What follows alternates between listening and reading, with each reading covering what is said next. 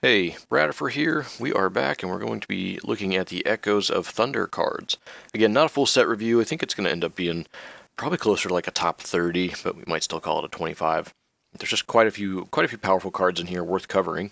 If you would like to join us and look along here, it's WoW Go click the cards, and we're just going to scroll down until we see the big Echoes of Thunder logo. There it is, Echoes of Thunder. You can just click Card Gallery here, and then feel free to follow along. Starting with heroes, there's a whole bunch of dual heroes here. I'm not going to cover them in this video. They're great, really cool that you can do some deck building, really expand the horizons there, but that's not really something I want to cover. Let's cover these master heroes and get our list started. The first one here is Lei Shin, the Thunder King. This is a 12-cost master hero. Remember, master heroes, you basically just play them and it replaces your hero for the rest of the game. There's very few ways to interrupt them, too. So this is a 12-cost master hero with 3 permanent nature attack. Your health goes up to 40.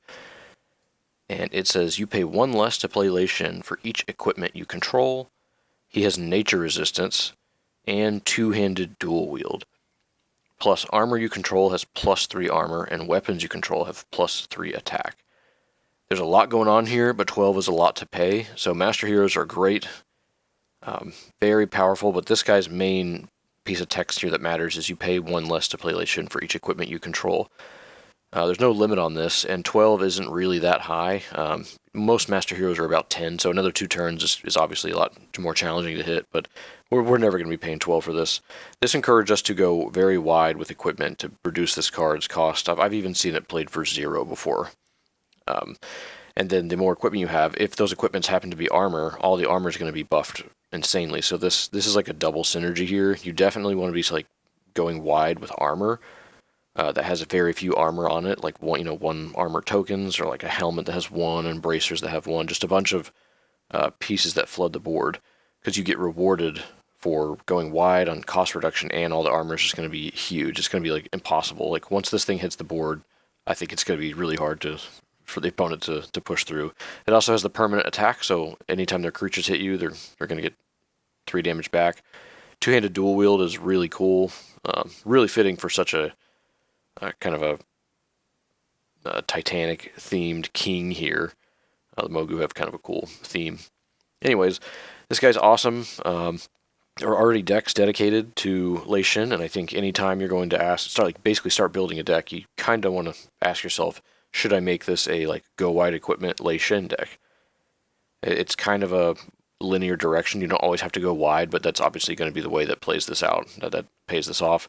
You could also just play him as like a 2-of in a deck that plays a decent amount of equipment. That way you're not aiming to play him for like 4 or 6.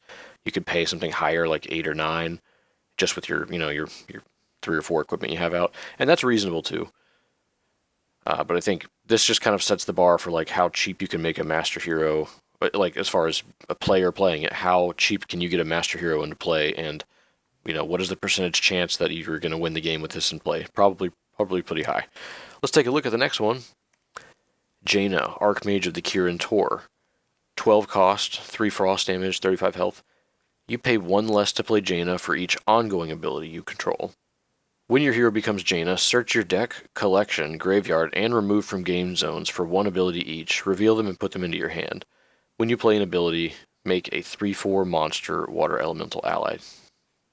There's a lot going on here.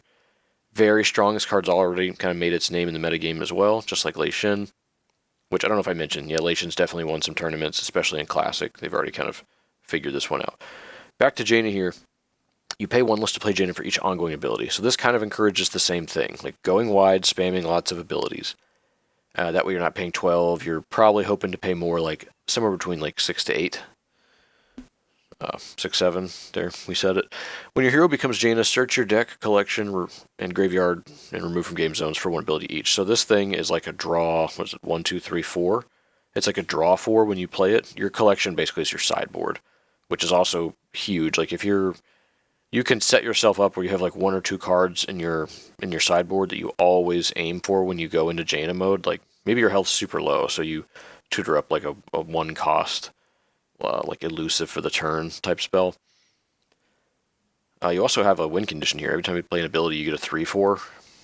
You don't really. You can just basically play control heavy since this thing has so much going for it. You can play cheap, bunch of attack. Just fill your hand with like a whole bunch of the best cards that you played this game and some that you haven't. Bunch of tutors, and then you just get a 3/4, probably two, like once or twice a turn for the rest of the game, assuming you can still, dig some cards up and survive. Very strong. I think anytime you're going to start playing ongoing abilities, you should ask yourself, should I be playing like go wide ongoing spam to play Jaina? How many Jainas do I play? Do I play quests that help find her? That look for even costs, or look for a look at the card's attack type, or look at the card's damage of the attack type. There's a lot of ways that you can like use your quest to kind of help find this instead of just drawing. Anyways, Jaina, also very strong. She's done well in ongoing druid. I think ongoing monk. Shaman's another one that's got a lot of ongoings with all the totems. You could play warlock dots. I mean, there's just a lot of ways you can play Jaina, and definitely something to think about. All right, let's move on. Those two are just very prominent master heroes, and seeing huge cheap master heroes can just be, that's totally like a strategy you build your deck around. All right, the Heart of the Thunder King. So we get the Thunder King there in the middle. Pay 4 to complete this quest. If you control an armor, draw a card. If you control an item, draw a card. If you control a weapon, draw a card. So a pay 4, draw 3 if the circumstances are met. This is obviously built to go in anyone who's like playing a Lation-based equipment deck. There's lots of armors. You're almost always going to be having the weapons like the best things to play. So that's something you're going to have plenty of, even if it's like kind of redundant as far as like uniqueness slots. And then an item has a lot of unique potential there. Mini Voodoo Mask is an example of an item.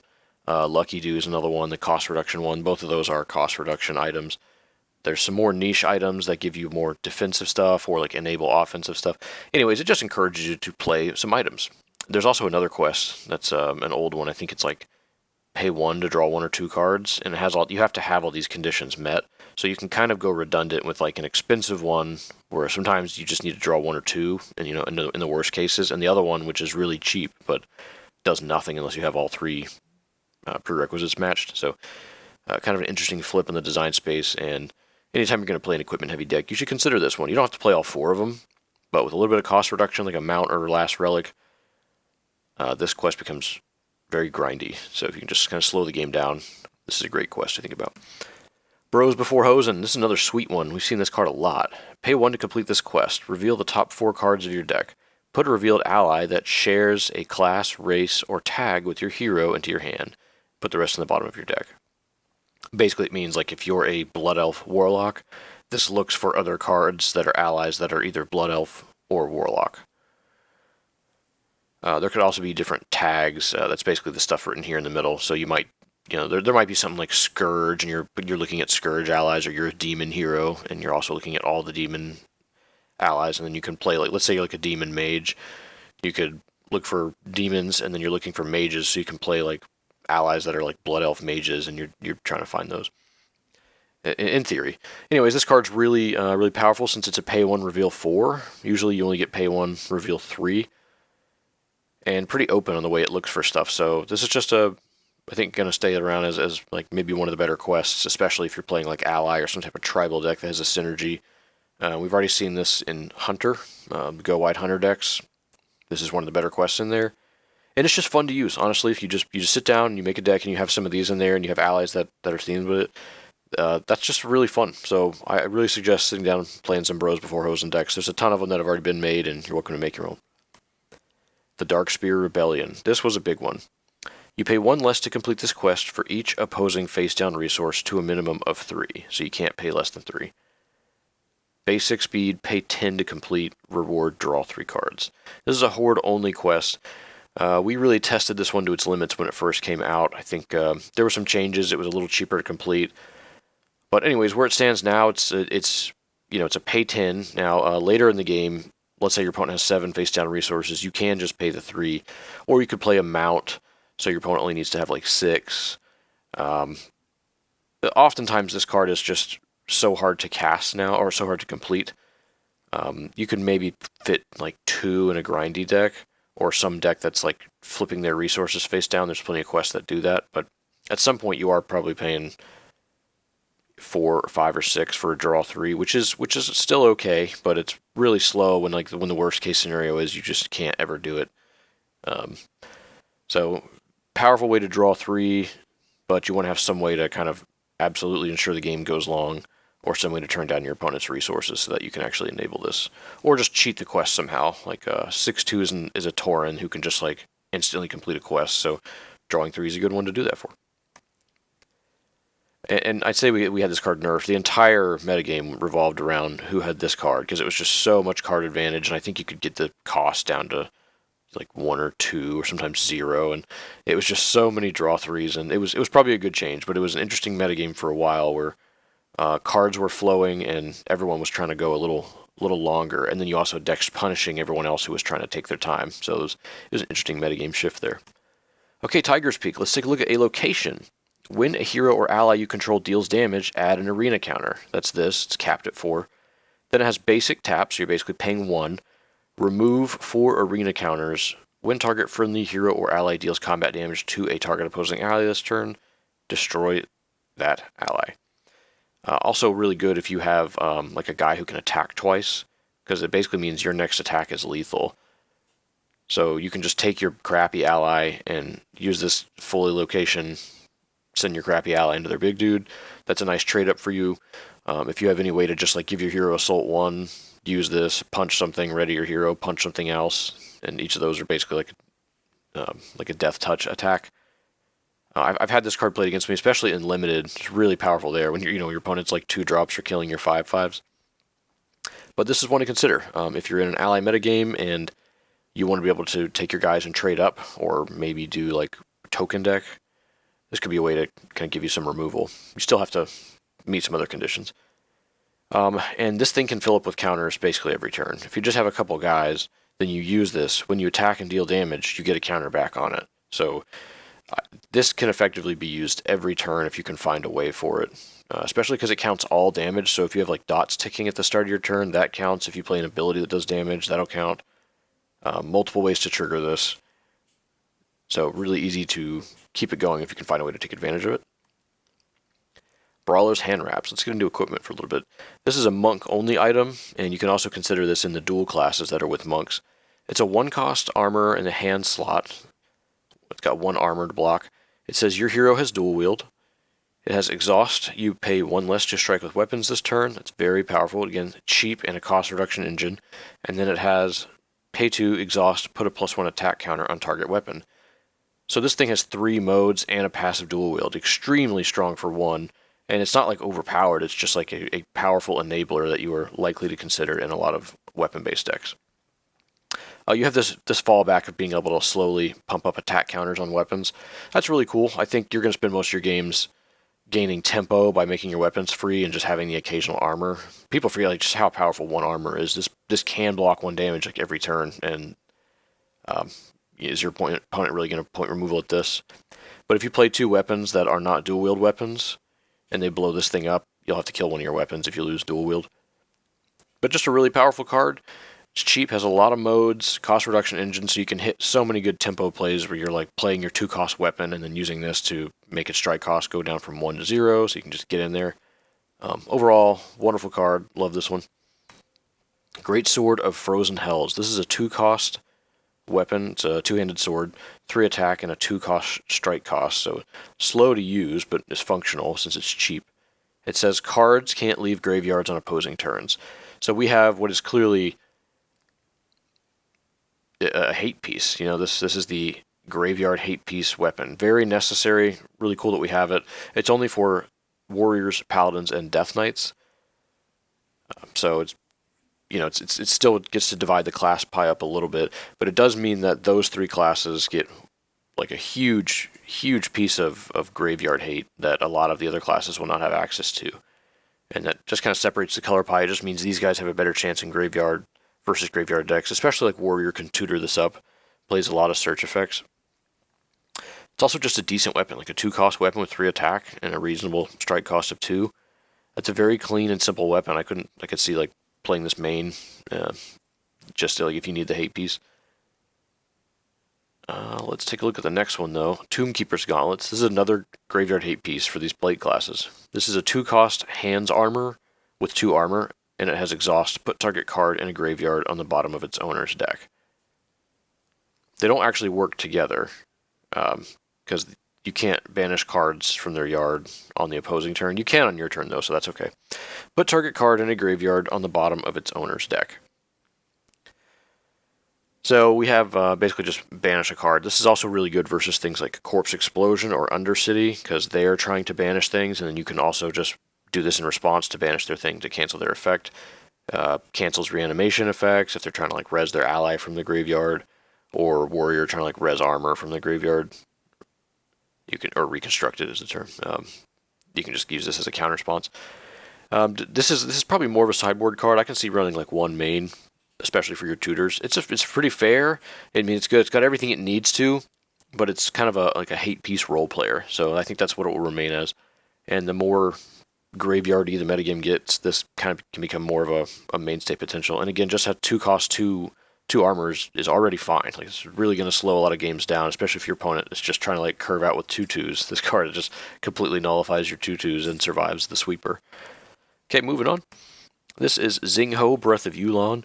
We got this one nerfed a little bit. I think it used to be possibly a 3, and it was quite good. So here it is. It's a 4-cost cape with 0 armor. Goes on the back slot for pretty much all the caster classes, except the plate classes, and no rogue or hunter, so no leather. Well, it's got druids, it's got caster leather. But it says, at the end of your turn, if your hero dealt 5 or more magical non-combat damage this turn, you may draw a card. So where we have it, we have a draw engine, but you have to deal 5 magical non-combat damage, so like dots or shooting them with spells. It has exhaust. Magical non-combat damage your hero would deal is unpreventable this turn. Well, that's huge, because this means this is now like a sideboard card versus decks with armor and a bunch of like damage prevention bubbles. So it's a card draw engine and like a sideboard hate piece. It also says exhaust. You pay 1 less to play your next ability this turn. So it's great. It's modal. This gives us ability reduction. Now it's expensive. It costs 4. So like in theory, you play this on 4. Ready up, go to 5.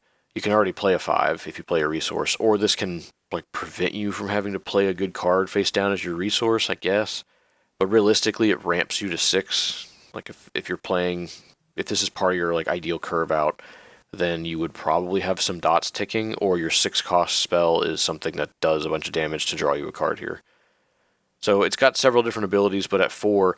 The 4-drop slot is loaded with really powerful stuff, and sometimes it's just very slow. So still a powerful card, balanced pretty well. I think it's more of a sideboard piece against like armor, so you can just bust through. But I could see running 1 or 2 main in some decks. Okay, that was the first 10. Again, these really aren't in order. It's just the order I pulled them in. All right, there's a whole battle gear set. Here's like one. There's another one that's Warlock. There's another one that's Druid. There's so many of these cool ones, one for each class, and they kind of like take up all your armor slots, which if anything kind of nerfs them because you can't use other equipment. But these things are so cool. They're really on theme. We're going to focus on the best few ones, from my opinion here, starting with Death Knight. This one costs 4 Battle Gear of the Lost Catacomb. And the art, man, these things are just so cool looking. This armor enters play with 3 armor counters, so 3 down here. When you play a Death Knight card, add a +1 armor counter. Once on each of your turns, you can remove an armor counter. Put the top card of target opponent's deck into their graveyard, so you mill the opponent 1, and then you gain assault equal to that card's cost. So kind of a pretty random effect here. You're milling them, which sometimes is a bonus for their deck. Like a lot of decks have value from you milling them. But, let's say you mill over like a 5-drop or something even bigger, a 6-drop. I mean, boom, your hero gets assault 4 for 0 mana, and you can do this for 3 turns in a row without having to invest in it. So it's a very random assault engine from that perspective. And sometimes that works. Sometimes you just miss, and then you hit something huge, and you just get this free value. The other ability is, on your turn, exhaust, remove 4 armor counters, put target ally or equipment on the bottom of its owner's deck. This is probably why it's a better one. So you have like a cheap one that you can do with tempo to try and remove stuff, like kill like 2 drops and stuff. Then you have this, which is just a basically kill anything spell. put target ally or equipment, anything on the bottom of their deck. So you bury anything of any cost. That's pretty significant. 4 isn't that hard to get to since it comes with 3, so you can just spend like turn 4 playing this, turn 5 just play any ability or a Death Knight like an equipment or something, and then you pump this card up.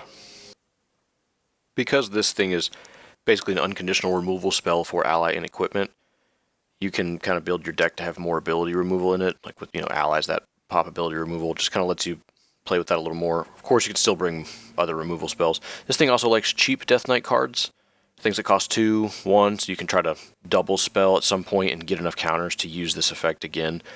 4 is also really expensive, takes up all your armor slots, so it kind of narrows down how many of these other armor pieces you'd even put in the deck at all. Also nice, this removal effect puts it in the bottom of their deck. It doesn't destroy it, so you get to dodge death rattles and dodge any type of graveyard stuff they're trying to get enabled with that. Just remember, 4 is clunky, expensive, so you're going to have to basically be able to survive to get this thing going. So cards like Extract of Necromantic Power, it's a 1-cost thing that just ends up buying you so much, and 1 cost is good because you can play it later on, it's cheap, and you're really not blocking with this very much. I think you're usually trying to use it when you can. Next up here, Regalia of the Thousand Hells. This is a Warlock armor set. It costs 3. Enters play with 2 armor counters. When you play a Warlock card, add a +1 counter. Remove 2 armor counters. This turn, you can play allies removed from the game. Pay costs as normal. We'll talk about that one in a moment. The next one is Exhaust. Remove 4 armor counters. Remove target ally from the game. So this is one of the cheaper sets. That's already a huge indicator that it could be powerful, because it's just cheap, which lets you have time to play Warlock cards and add armor counters to it. Warlocks don't really get a lot of good armor, so this is unlikely to be used as like your best armor set. It's more likely, as in like blocking damage. It's just not part of their kit. They don't really use very much. I think you're either ticking this up to get a nice sweet removal spell out of it, or we're going to talk about this one. This turn, you can play allies removed from the game, and you can do it immediately. This thing enters with 2 armor counters, so remove 2 armor counters, and you could probably realistically do this like every turn. It's not that hard to play 2 cards. So you can play allies removed from the game. This is an enabler for a combo deck. There's a couple of ways to play it or build it, but the way I've seen it, there's 4 separate combos. And so if this is the type of thing you like to play, it's really not my style, but it's a bunch of like looping a guy, then you use like Ritual of Sacrifice, so like you destroy a card in control. It's kind of like Goblin Bombardment, except I think it costs 0 to activate. So you just like shoot the opponent for 1, and then your guy dies. And then you use another effect that banishes something from the graveyard. And then you use this to just replay it out of the graveyard, and I think the ally essentially costs 0, or has some type of loop where he's free. So you put it into play for free, shoot your opponent for 1, find a way to banish it, play it back for free. That's the loop. And there's several different loops you can do with that, like if they go hexproof, or they have like different hate pieces to interact with your combo.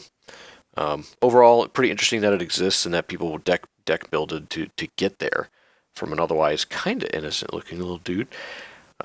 So that's what the armor does. I'll show that combo off another time, but this is definitely one to look out for. You could also consider playing it just as a cheap way to kind of repeatedly banish their guys, but you're going to need to find ways to enable that. Next one, this is one of my favorites. This is the Druid one, 4-cost Vestments of the Haunted Forest, so leather here. Enters play with 2 armor counters. When you play Druid armor, add 1 armor counter.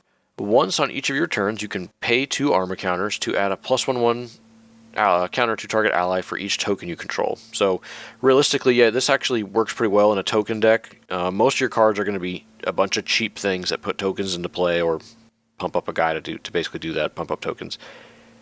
This lets you go tall on an ally, which works well, especially if you're playing like a single like hexproof guy, not hexproof, spell shield, just something that your opponent is going to have trouble removing. So you can go tall on like a hard to kill target, and then you go wide with a whole bunch of 1/1s that you can make into like 2/1s. So basically this works in the token strategy. It's just a little bit clunky and expensive. The second one here, this is the interesting one to me. On your turn, tap, remove or exhaust, remove 1 or more armor counters. Search your collection for an ongoing ability with cost less than or equal to the number of counters removed.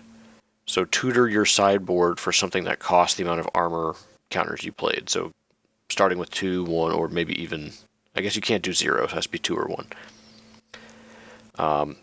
So you tutor your sideboard for that. Then if you don't control a card with the same name, reveal it and play a token copy of it immediately without playing its cost. So yeah, this basically has exhaust, spend X armor counters, tutor your sideboard for an ongoing ability with the amount of armor counters you spent, and then put it into play. But it cannot be a card you already have, so you can't use it to just like get a really cool one drop and then duplicate the one drop over and over again. Really neat. So this is like a wish board card. You can search your ongoings from your sideboard. Also really fun to play in dual class. You want to pull Warlock curses out of the side, you can do that. You want to be a Druid Shaman and pull totems out of the side, you can do that. You can be a Druid Death Knight and pull diseases out of the sideboard. So a lot of interesting ideas that you can do with this one.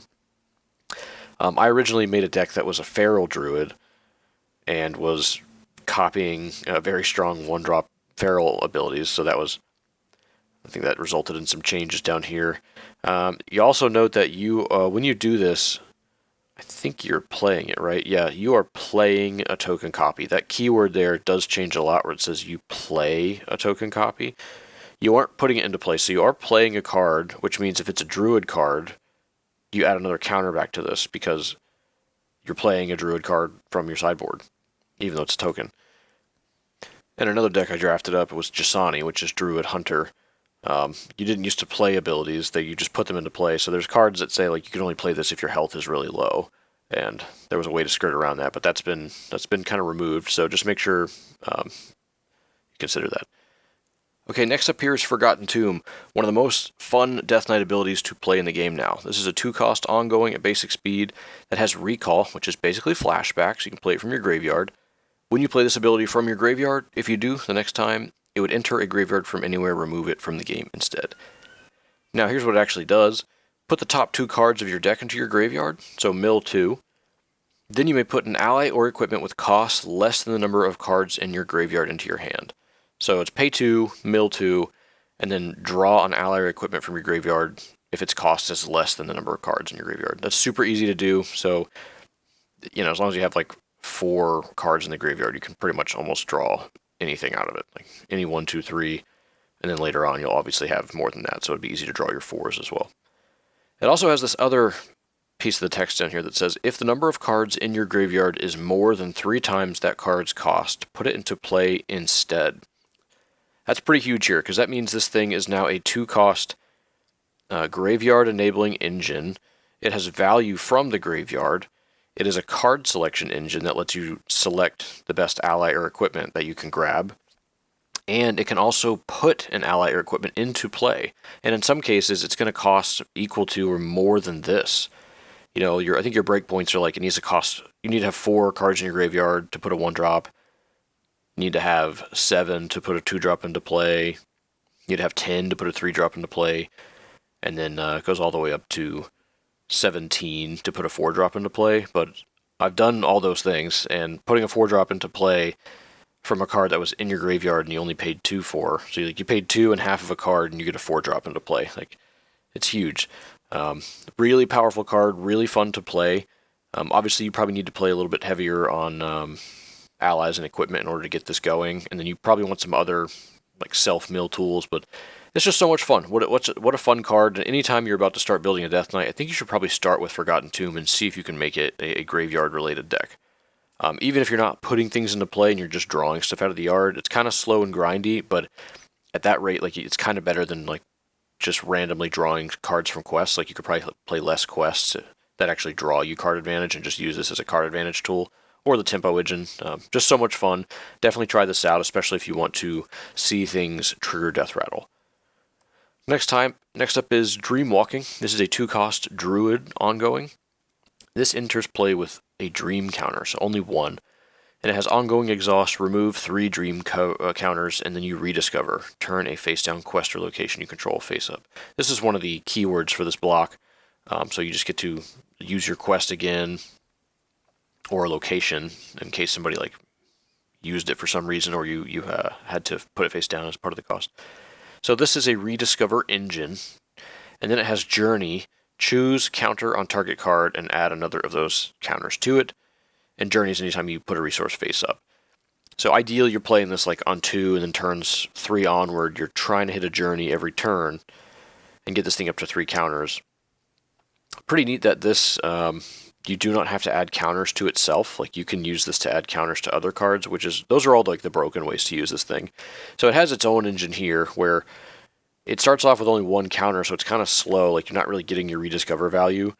Eventually you can, but you can just add counters to this thing itself and then spend your time setting up to add counters to other cards you really want them to have it. Like a Hurricane, you can keep a Hurricane or a Cyclone going forever with this.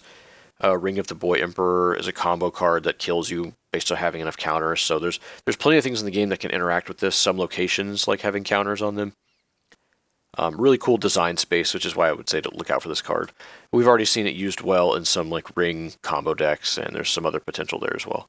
Also works in the dual class decks in case you're trying any counters shenanigans there. Druid. This is a 1-cost ongoing called Wild Incarnation. It's a feral talent and a form. Ongoing, your hero has Assault 1 for each form you control. You can destroy any number of forms. Your forms aren't destroyed by striking with weapons or non-feral abilities you play.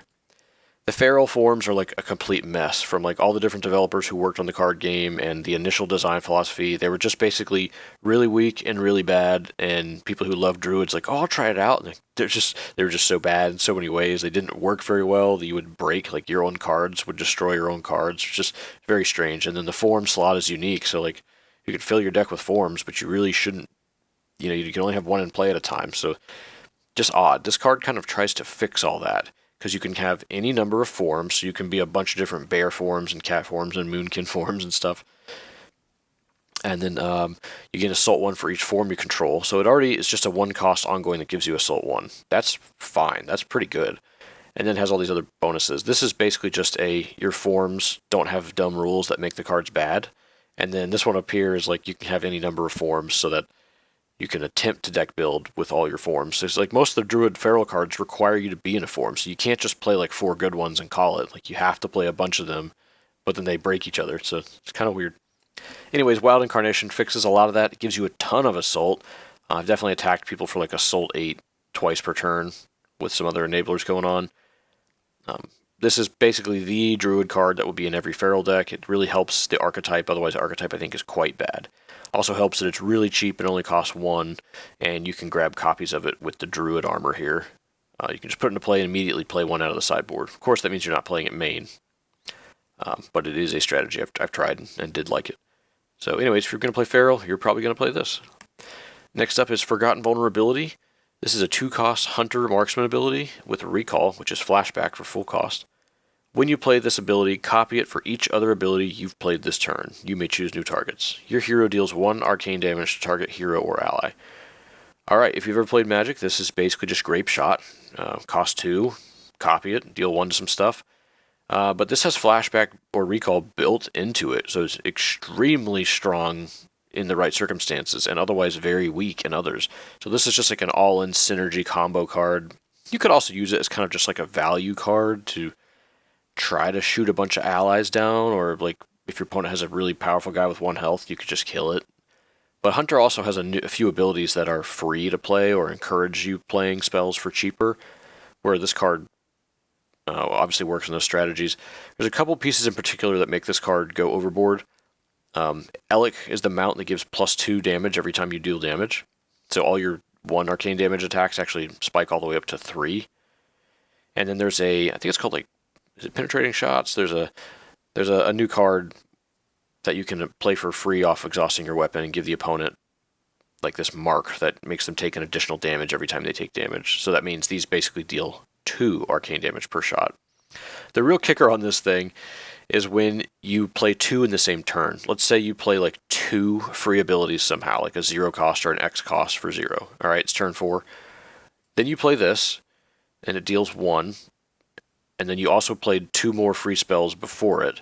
So you're going to deal 1, 1, 1. So that's your 3 copies of spells there, or abilities. But this also has recall out of the graveyard. So then you can just play it for recall, and it counts the 3 copies of itself that it played earlier. So then you deal another 3, and then another 3, because you have 6 like triggers of this going on the stack. So that would have been 3 damage from the first casting, and then 6 damage from the second casting, from 1 card and some setup. You can easily turn that into you can just multiply that. Like we were looking at what, 3 damage plus the 6 damage. That's only 9. But if you add the Elec to that, that becomes 9 damage, plus the 6, 9 damage plus 18. So you're basically just killing someone with that, with a single Elec trigger, and just casting this in 2 zeros. A lot you can do with that, especially because you can just somehow discard them for value, and then later on it only takes a little bit of work to just completely flood the board with 1 mana pings. So pretty fun to play, but at some point this card might see an adjustment just because Grape Shot with Flashback kind of pre-builds itself. Next one, here's Ranger's Mark. This is the card I was talking about. 3 cost, instant. You may exhaust one of your ranged weapons rather than pay Ranger's Mark's cost. Attached to target hero or ally, if they would be dealt damage, it's dealt that much plus 1 instead. So not only is it's free, so you can have a weapon in play and then exhaust the weapon to play against them. That counts as an ability for this card. So there's just all these triggers going on. Also love the art. I mean, we get to see the arrow. That's hilarious. So great use of that in the MMO, right? Hunters mark everything with a big red arrow. This is also a marksmanship talent, which makes sense. You have to have a weapon to play it for free. Benefits that style more. But it says if attached character would be dealt damage, it's dealt that much plus 1 instead every time. Not just from ping and bow effects from your hero, but also an army of 1/1 tokens. Even though you're playing marksman, you could still just have things in play doing damage, like the stings that deal damage every turn. Ramping all those up by plus 1 is definitely useful. If you're playing in a marksman type solo deck or something, you're probably going to be playing Ranger's Marks. Just a really cool card. Next up is Breath of Fire. This is Monk's Ally Sweeper. It costs 3.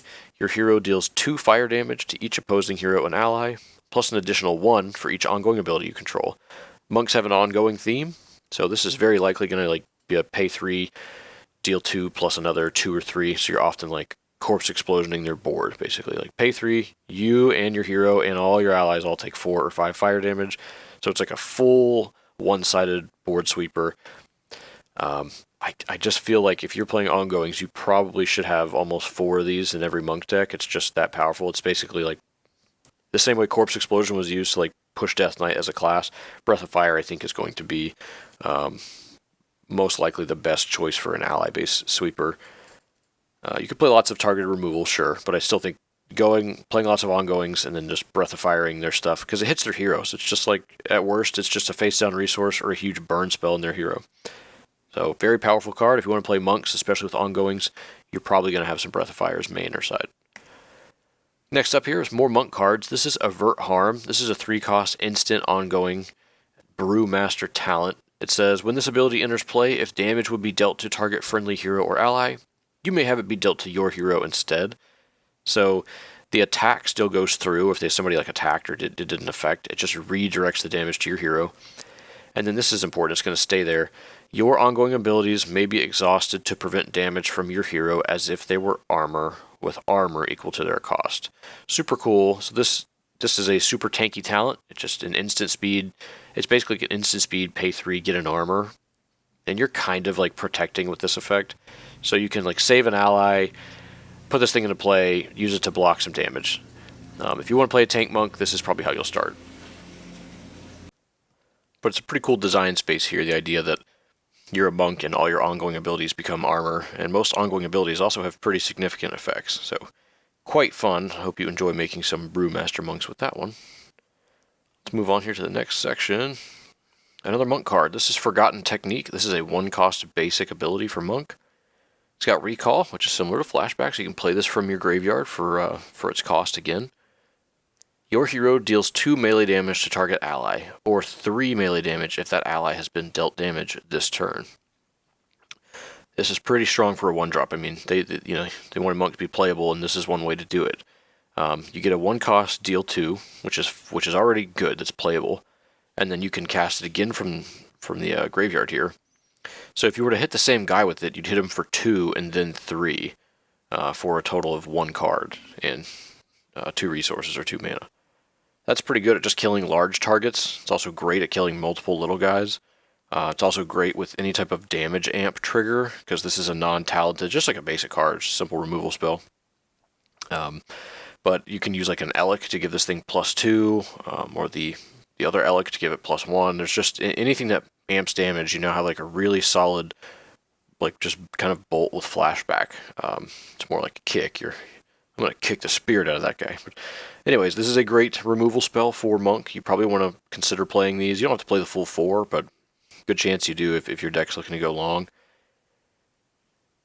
It only does melee damage, so it does have a little bit of limitations there, but even if you're not playing it, you can just be discarding these for value to cast at later times. Next one up. This is another Monk ability. This is a 3-cost instant, Ring of Peace. Choose a counter on target card and add another of those counters to it. Then up to X target heroes and or allies can't attack this turn, where X is the highest number of counters among cards you control and opposing heroes. There's a few mechanics that add counters to the opposing hero, but for the most part, that's usually not something you'll have to worry about. So you get to add a counter to anything, and then basically freeze a bunch of guys from attacking for a turn.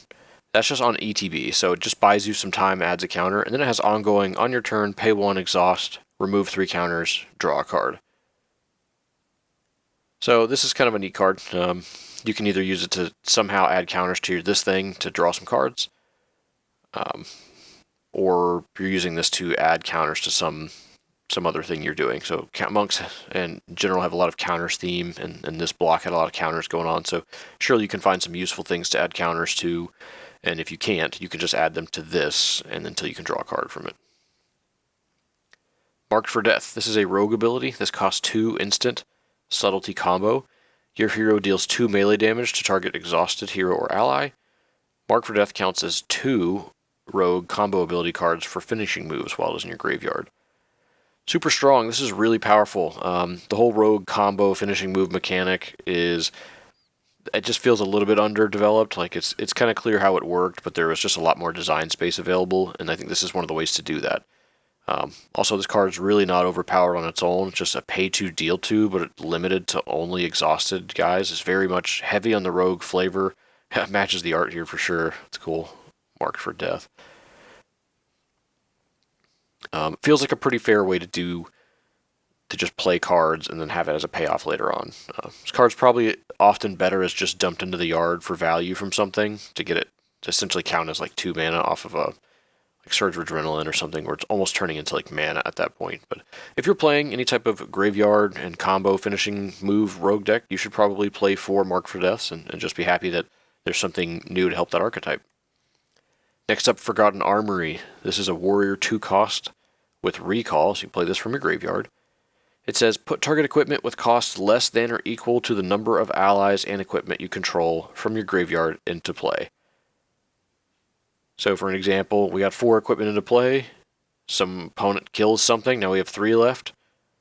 We can play our Forgotten Armory and put the thing they killed into play if it costs less than 3, since we have 3 things in play. However, there's a formula we've been talking about, which is cheap cost, and you can cast it twice, which is value oriented, and cost reduction engine. So if you can just put a lot of equipment into play, this becomes a 2 mana way to reanimate a huge equipment. Super relevant for a very common warrior deck that's being played now with Lei Shin and going wide. So you can go very wide. Like you could pretty easily get like 5 or 6 just armor tokens into play. Then you can find a way to discard a huge like 5 or 6 cost weapon or armor, and you're paying 2 to replay it. And in some cases, this was sitting in your graveyard already, so you could like self-mill this and the thing you want, and then cast this out of the graveyard to play the equipment for only 2. So you're just getting like mana and value engines on top of it, but it's heavily synergy-based. Like it does nothing if you have like a single item in play. Even if you have 2 in play, you're starting to get limited to the 1s. So you really need to build around this and play around it. You could have 4 of these in your deck, and all of them are bad at some instances, or all of them are just incredible. In particular, this card is very strong with Vindicator's Brand, which is the warrior paladin weapon that when it's destroyed, you can destroy one of their equipment or ongoing abilities, because that basically scales to any cost. So like, nice 8-drop, let's just blow it up for 3. Well, this just puts the weapon into play, and you're going to have a weapon most likely, so the weapon dies immediately. So this is just basically like a 2-cost with recall, put a Vindicator's Brand into play and destroy your thing. That's very strong. It kind of feels ancient grudgy, if you will, but it takes a lot of work to enable that. But that's very strong, and I think anytime you're going to consider a warrior, you just have to start asking yourself, do I go wide and find a way to cheat things out with graveyard value and mana cheats? That obviously works, but that's not every deck. Every deck doesn't want to go that route. There are counters to this, by the way. There's a sideboard card that a few of the classes can play that just like destroys all equipment that costs. Well, you can set the counters, but it's usually going to be like 3 or less. So if you do go all in on like a tokens equipment deck going wide, and they might just like wrath all the equipment off your board. All right, let's get into the allies here. This is Liu Sageflower. It's a 2-cost 1/3. Look at that smile. All right, this guy's a Pandaren priest. He has Inner Peace, which is the panda keyword. It says, at the end of your turn, if this ally did not attack, add a +1/1 counter to it. It sounds nice, right? That's very fitting. It's such a cool idea. In reality, this makes your pandas like these beasts. They get huge, man. This guy, like, just on turn 2, you can't attack the turn you play him. So at the end of your turn, it's pretty unlikely for your opponent to have an instant speed removal. So this guy is going to become a 2-cost 2/3. So just consider this guy a 2-cost 2/3 that grows in the following turns. And he has basic exhaust, destroy target ability with cost less than or equal to this ally's attack. You can't exhaust the turn you come into play. So this guy, he's never really going to target it for 1. He's almost always going to target something that costs 2 or less. So right there, that gives him a ton of targets. The format has a lot of powerful 2 or less costing ongoing abilities. If you even just give him one more turn, he goes up to a 3/4. Now he's like getting hard to kill, becoming a real threat, and he can kill like way more relevant abilities. You can even use the ability every turn, and he still grows because you're not attacking. Just very strong. So you could like, this guy's like a kind of cheap removal engine that builds himself up and is a late game win condition. Like, you know, if you get this guy up to like a 3/4 is probably fine, maybe a 4/5. You just have this huge threat that was destroying stuff along the way and is only a 2-cost. So there's a lot of factors adding up that make Liu Sageflower quite strong. But also very slow and bad on the tempo. Like, if your opponent can easily deal with a 3-health ally, then you just played an ally and it died to something. So you have to play some other cards to kind of compensate for tempo there. Stephen the Strange. This guy's a lot of fun. Yeah. He's a 3-cost 2/3 human mage with Spell Shield, which is basically hexproof, so you can target him, your opponents can't. His effect says, if 1 or more cards would be revealed from the top of your deck, you may reveal that many +2 instead. If you would choose a card revealed this way, choose only 1 unless otherwise specified. This means like if you have a quest that says reveal the top card of your deck, and then put it in your hand, this lets you reveal the top 3 cards of your deck, and then you choose which one to put in your hand. And it's just a static ability, it's just always in play. Pretty neat idea here. When Steven enters play, reveal the top card of your deck, put a revealed ability into your hand, and the rest of the bottom. So the way this is phrased, this is a 3-cost 2/3 that enters play, you reveal the top 3 cards, and you can put an ability into your hand. So obviously encourages you to be like somewhat ability heavy, and if you're playing this card, he's slow and clunky, doesn't affect the board that much, it's more of a this passive engine you're setting up. But such a cool card, so you probably want to be playing him with a bunch of quests that reveal, or there's a few key abilities that do revealing as part of the effect. Generally, a really fun design space, and a 3-cost Spell Shield 2/3 is pretty fair. Hard for your opponent to kill immediately, but pretty easy if they just like have allies in play and control the board. So very unique, interesting payoff. Can even replace himself with an ability for card advantage. So give Steven a try if you can, have the tempo to take over the board otherwise. William the Bloody. This is a 4-cost 3/4 Worgen Death Knight with Aberration and Protector. Now, Aberration is an incredible keyword. This is the keyword that says this guy can't take non-combat damage. So your mage spell that says like burn target ally for 5 damage doesn't work. There's a whole bunch of effects, like your warlock spell that says deal 3 shadow doesn't work. This just encourages different types of removal. Priest and Paladin have a lot of like unpreventable holy removal that works here, or just get into combat and kill this guy. Destroy and banish effects still work. William's other text is, when this ally is destroyed, your hero deals shadow damage equal to his health to target opposing hero or ally. I think that refers to his printed health here. So he's always going to shoot something for 5 when he dies. That's huge. So he probably gets to trade into 1 or 2 things and either just bolt your hero for 5, that's a lot, or just kill another ally. So kind of slow and fair, but I mean, he's a 4-cost protector, so he's he's affecting the board immediately, and as a 3/5 with Aberration, he's just going to be pretty challenging to kill. I think you can pretty successfully clean up like multiple 2 and 3s that your opponent's outloaded with, and then when he dies, just kill something else. It's kind of niche too, but you can also kill this guy with some type of like destroy your own ally triggers if you needed to kill like an elusive guy. Anyways, that's William for you. Next up, Tweet's Light Sprocket. A very simple 1-drop, no mage with 2/1. When this enters play, you may rediscover, so you can turn your quest location face up. I think you'd probably want to play this in a deck that's got a bunch of cheap quests, or that cheap mages matter for your strategy for some reason. It's fine along just side like little alliance guys and doing aggro stuff, but you really want your 1-drops to be in play on turn 1, which is like when they're best for tempo.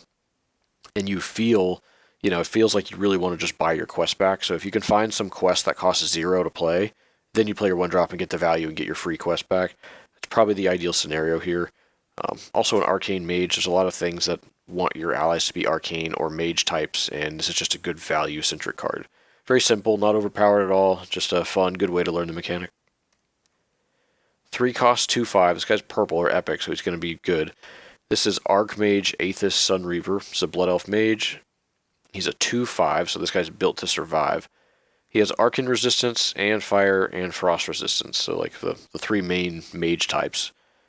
Aethys has plus attack equal to the combined cost of ongoing abilities you control. Boy, there's a lot going for this card. Very slow on tempo. It comes into play, does nothing. But he might be huge. I've had this guy in certain like Druid or Rogue decks where you just have so many ongoing abilities, and then you play this guy, and he's like a 3 cost 8/5 who's immune to all these damage types. You can use him as a removal engine to like run into your opponent's arcane and fire guys if that's a thing. He dodges a lot of removal, especially versus like mage. They don't like this guy. Like mage has to put a spell suppression on him just so they can target it with some other stuff. But anyways, just a huge 3-drop. He's almost guaranteed to get at least a hit or 2 in just because of how much health he has. So this is the type of card, if you can slow the game down to where it's a little more grindy and interactive, your opponents may have to like do a double take against a huge Aethys Sunreaver here. A lot of fun. Consider him if you're playing Horde and a bunch of ongoing abilities. Again, it's just slow for tempo, so play some way to recover there. Alright, this is Chuho. This is a 3 cost 2/4. And look at that little face. Yeah.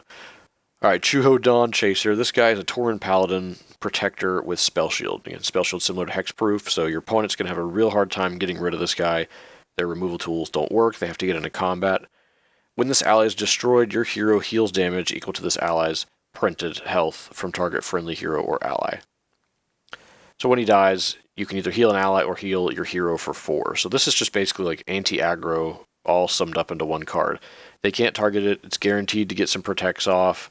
It's guaranteed to basically heal your hero for 4. You rarely use this to target an ally.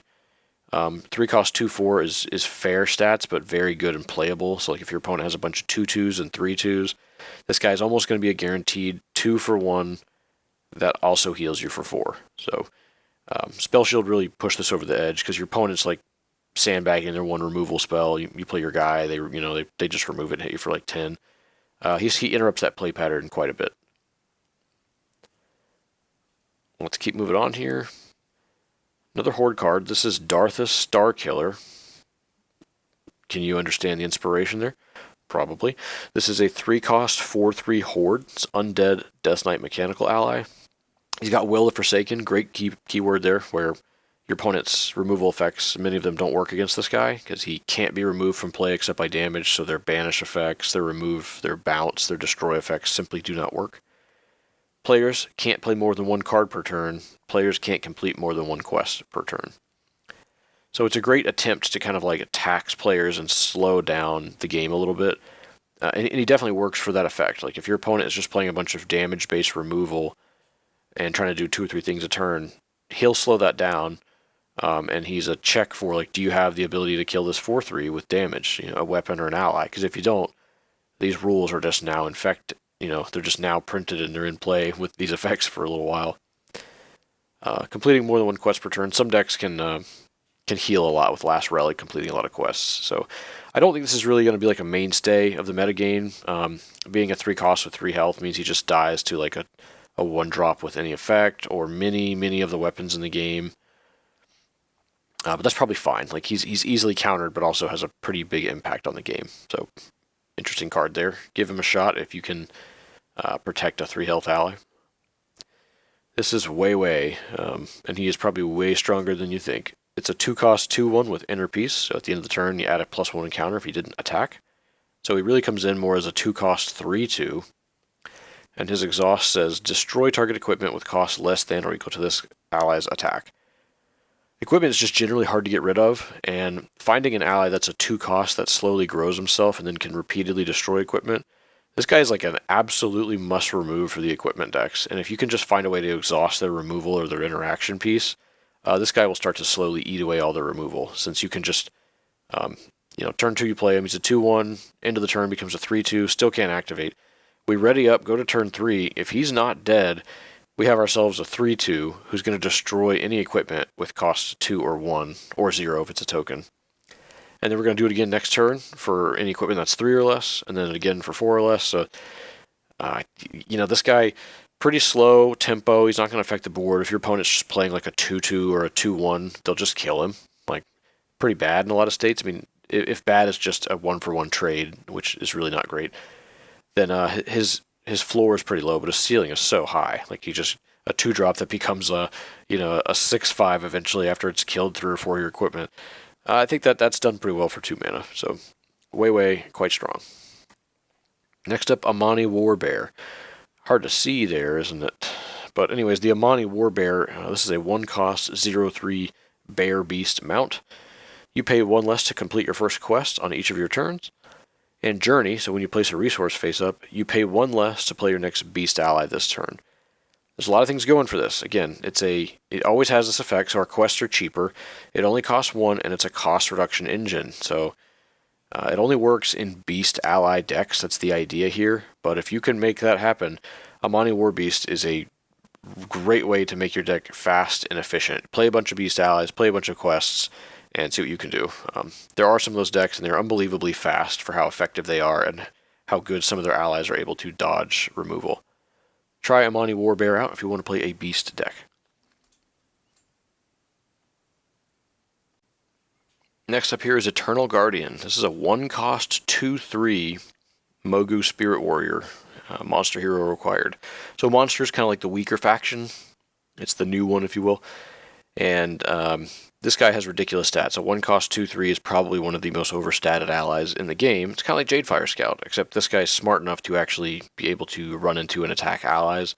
And pretty good chance he gets to kill their 1-drop and live, and then attack and keep attacking or do something else.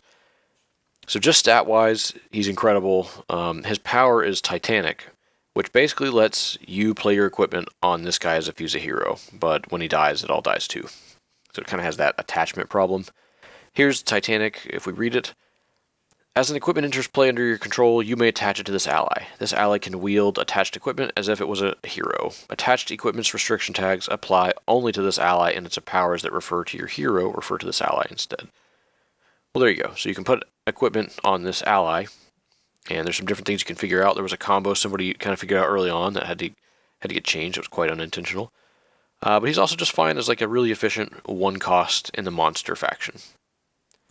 Next up here is Korkron Reaver, another efficient 1-cost for the monster faction. A 1-cost Orc Shah Warrior. This ally has +1 attack for each other shadow card you control. Pretty easy to get this guy to like a 1-cost 3/1, or occasionally like a 1-cost 4/1 in the right deck. So just very aggressive, does a lot of damage. So if they can't remove your other shadow threats, this one's going to get big. Just efficient, does damage. Next up, Shadowfey Madcap. This is the 3-cost 1/3 Sprite Druid.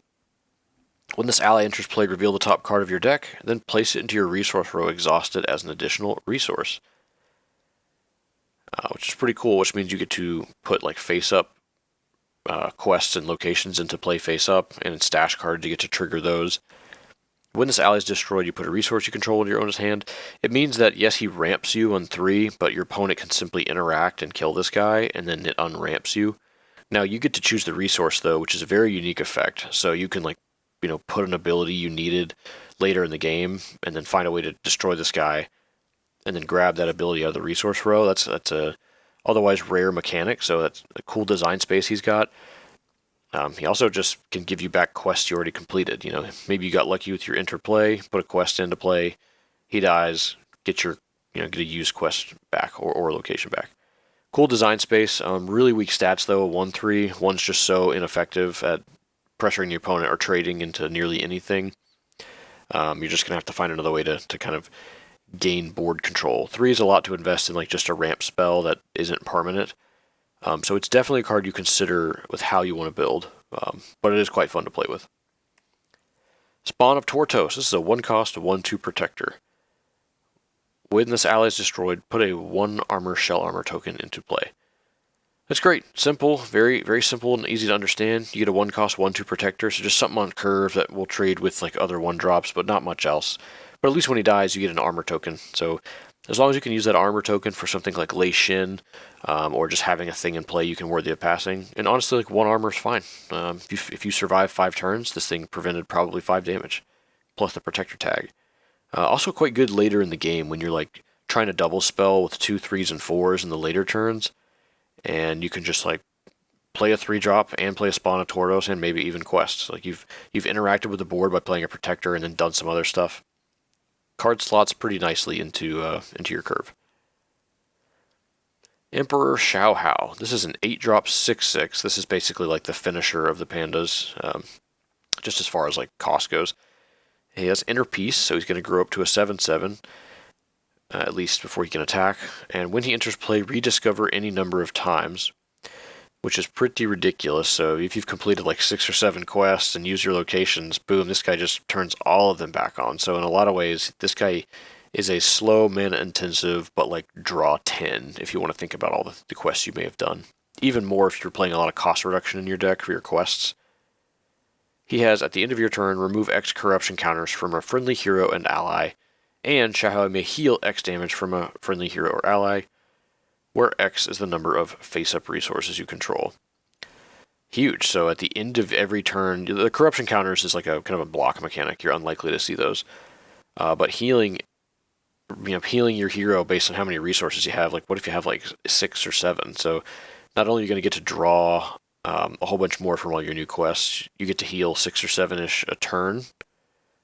Obviously that number is going to change, but this guy is slow. I think you probably won't get to use Inner Peace much. Like, he comes in as a 6/6, becomes a 7, and then you attack. You probably just attack every turn as a 7/7, which is fine because you got all this extra value. So nice slow finisher. Can probably see this guy as a 1 or 2 of in a lot of like last relic decks using quests. Very slow, but he just spells like the game is over when they play this. They're going to start healing and they're just going to be able to draw 10. I think that usually sums it up for you if you're finding enough stuff to do with your tempo where you're like have survived. Venerable Zhong. This is a 1-cost 0/2 Panda Shaman. He's got Inner Peace, so he's going to grow every turn with some counters. And then Journey, add another +1/1 counter to this ally. So this guy grows pretty quickly with counters. This ally can't attack. At the start of your turn, if this ally has 12 or more +1/1 counters, destroy it. If you do, search your deck and your hand for a master hero and then put it into play. So there you go. That's what this guy is doing. He can't attack, so he's quite a weird creature or ally, but you're just trying to grow this guy up to get 12 counters, which makes him a 12/14 who can't attack. And then just you have to wait until the start of your turn, and then this guy just gets to go find you a master hero. Shaman can do this fairly easily since they've got some abilities that add +1 counters to their creatures. And so this is kind of a prime target for that. But this effect is pretty cheap. I mean, you just play him for 1, and your opponents are unlikely to run their allies into it. But if they don't do it fast enough, he'll just become like this, this big 6/8 that they're like, do they deal with it, or do they like trade their whole board into this 1-drop? Do they have the removal spell? So it's kind of interesting what you can do for 1. And even as 1, it's just a game piece sitting there that can't attack. But if you can give it Protector somehow, or give it some other abilities, or you can just exhaust it as part of like a worthy of passing type, mass cards effect. This may not be the best card in the set, but I think it's interesting, especially for people who just like to play I guess a more like Timmy or Johnny style, and they just want to play Master Heroes. Well, this is a way to do that. It's pretty interesting. Let's move on here. we're basically done. I wanted to go over 2 more cards, which makes this closer to like a top 32, but I'm just highlighting some stuff for you. This is Shadowpan Sentinel. Very simple, 1 cost, 1/1, Pandaren Monk with Inner Peace. Neutral, so this can go in pretty much every deck, except those with really weird deck restrictions. As a 1 cost, 1/1 with Inner Peace, he's going to end up being a 1 cost 2/2 almost immediately. 1 cost 2/2s are very rare in this game. There's a lot of 1 cost 2/1s, so this guy still has like the risk of just like dying to a random other 1-drop. But as soon as this thing goes to like turn 3, if you haven't attacked, you get yourself a 1 cost 3/3. You can stop and you can start attacking and get your value there, but a 1 cost that just gets huge is a pretty rare thing to see in this game. So if you can play like a couple cheap pandas that are all just slowly growing and you use your abilities, you don't even have to play good removal. You can just play stuff that like taps opponents or prevents damage and then taps their stuff down again. A couple turns of that and then your 1-drops are 5/5s. You could start trading at that point. You could just start going face. Like if you have these huge 4/4s and 5/5s, that's really hard to recover from. So just something to consider if you're like, what kind of 1-drop should I put in my deck? Well, this guy is slow. A lot of decks just need a very powerful one that they can like consider opening up with, and this is one of them. Thundering Onyx Cloud Serpent. This is a 2 cost 0/4 mount. You pay 1 less to complete your first quest in each of your turns. It's the mount thing. And then when you complete a quest, you may choose a counter on target card and add another of those counters to it. So this card doesn't have any of its own counter shenanigans. What you're doing with this is anytime you complete a quest, add a counter to something. Well, it's pretty easy to complete a whole bunch of quests instantly with the right deck. So you can pretty easily add 2 or 3 counters to something. This is just a neutral card that can be played in any deck, as long as you set yourself up for it. And you get to do a lot of adding counters to stuff, which I think is like a whole part of deck building, that if you like counters and manipulating that stuff, it's a different type of player, and this is probably one of the other cards you want to consider. Like there's the Druid mount, there's a Horde quest, there's lots of ways to add counters, and there are definitely things you can add counters to and do broken things. Anyways, that has been the set review of Echoes of Thunder, or rather it's like a top, we're going to call this a top 25, but it's like, I think it's around top 32, but should be some cards for you to consider playing. Lots of fun stuff in there. Thank you for hanging out for now.